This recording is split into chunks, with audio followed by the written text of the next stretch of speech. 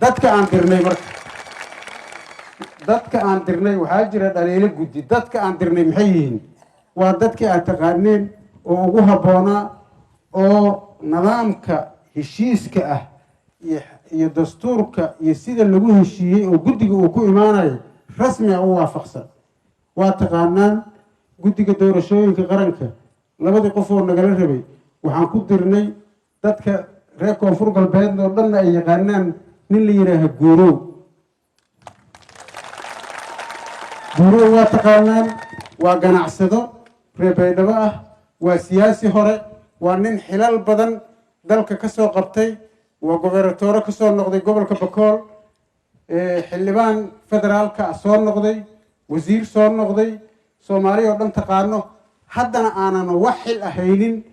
ganacsato soomaaliyeed oo u taagan dowladnimada ahaa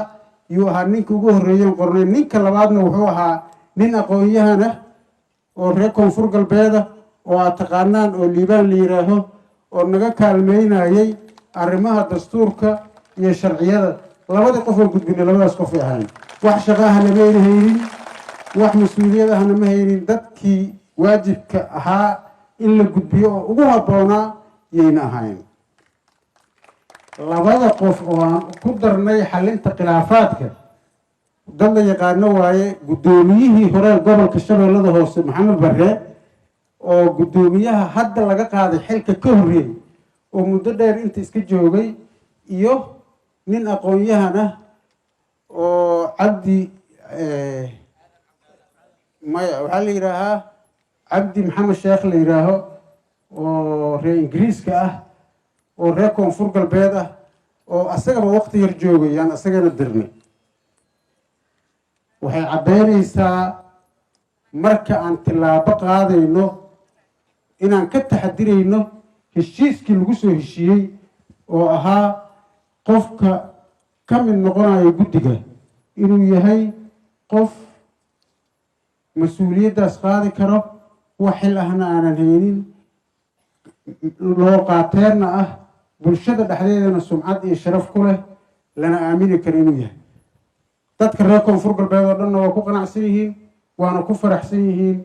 kulligoodna waa iga hambaliyeeyeen guddiga asaga ahaa sidaasaan u dirnay oo dadka ugu horreeyey oo diray baana markii intaas laga tago waxaa kaloo sharciga heshiiska ku jiray inaan asagana sidaasoo kale guddi 8 xubnood ah oo guddiga dowlad goboleedka ah kaas waa kii federaalka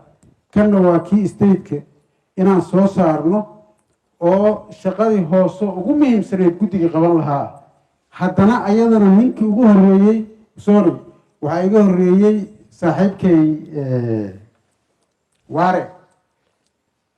ninkii ku xigay oo soo saaray baan ahaa guddiga isaga ahaana waa gudbinay dad sida hadda aan idiin sheegay oo kale ah oo aqoon-yahano ah oo dhallinyaro ah oo reer koonfur galbeeda oo dadkii ugu mudnaa ah yaan gudbinay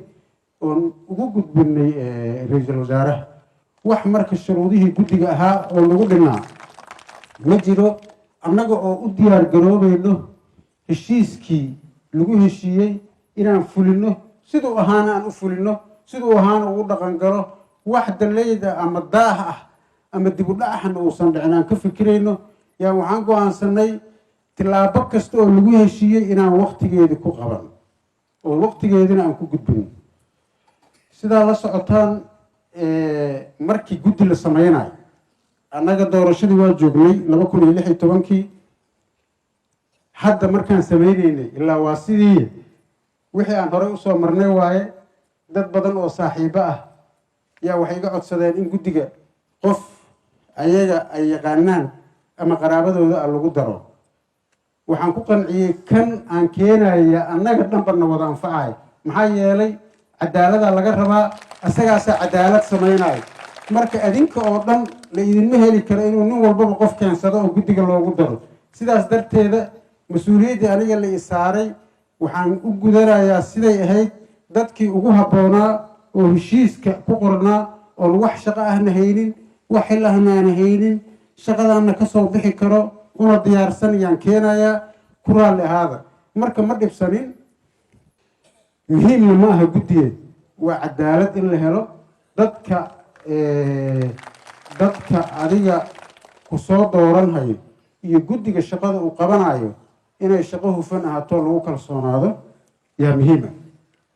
marka waxyaalaha laga hadlaayo oo guddiyada oo laga sheekeynaya iyo dadka cabashada qaba oo guddiga ka cabanaya oo madaxdii hore ah waxaan ka codsanayaa intay keligood meel fadhiistaan wixii ay soo sameeyeen ha soo xasuusteen ha yidhaaheen adi maxaa soo samaysay waxaan fiican oon samaynaynana ha taageereen ayaysan u xiisin wixii xumaa ay samaynayeen inaan samayn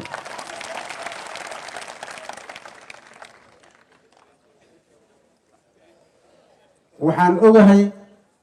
oon ku kalsoonahay dadka reer koonfur galbeed oo samaha jecel oo wanaagga jecel oo wanaagsan noocyadooda kala duwan oo siyaasiyiinta leh oo odayaasha dhaqanka leh oo xadda xilalka hayo xildhibaanada ah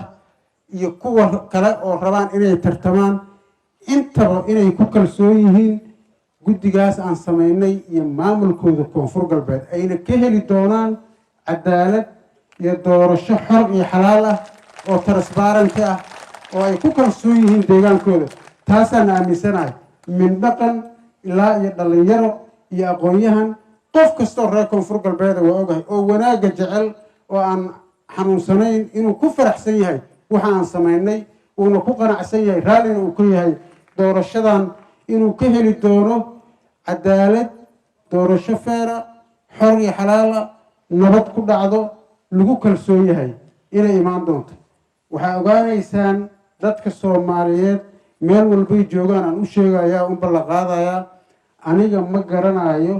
77 xildhibaana inta lagu dooranaya xildhibaanka waxaa dooranayo beeshii kursiga iska lahayd 101 qof oo ka mida ninkii noqon doonana ilaahay baa yaqaano xilka iyo darajadana ilaahay baa bixiyo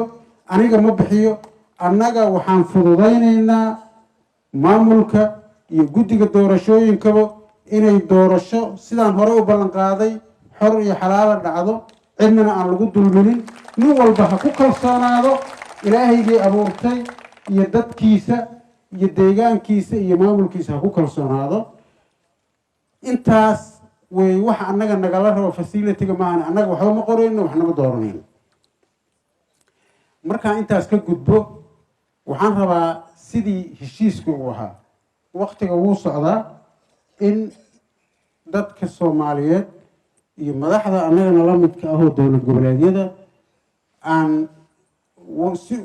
u dhabayno heshiiskii la soo gaaray iyo jadwalkii rasmiga ahaa oy doorashadii u dhacdo uusan dibidhac u imaanin in la ilaaliyo waqtiga shaqada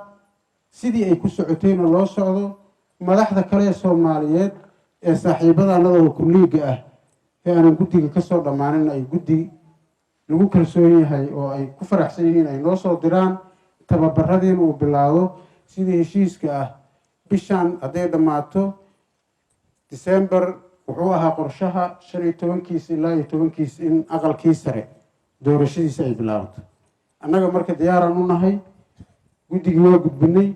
waxaan sugaynaa tababaradii iyo seminaaradii waxaan sugaynaa diyaargarowgii sidaanada kale waa u diyaarsannahay baarlamaanka annagii koonfur galbeed waa joogaa odayaasha annadii dhaqankii waa joogaan siyaasiyiinta annadii waa joogaan ururadii bulshadii waa noo joogaan cid kastoo tala naga mudnayd waa joogtaa ayagana waa kala tashanaynaa oo dad isku xiran baa nahay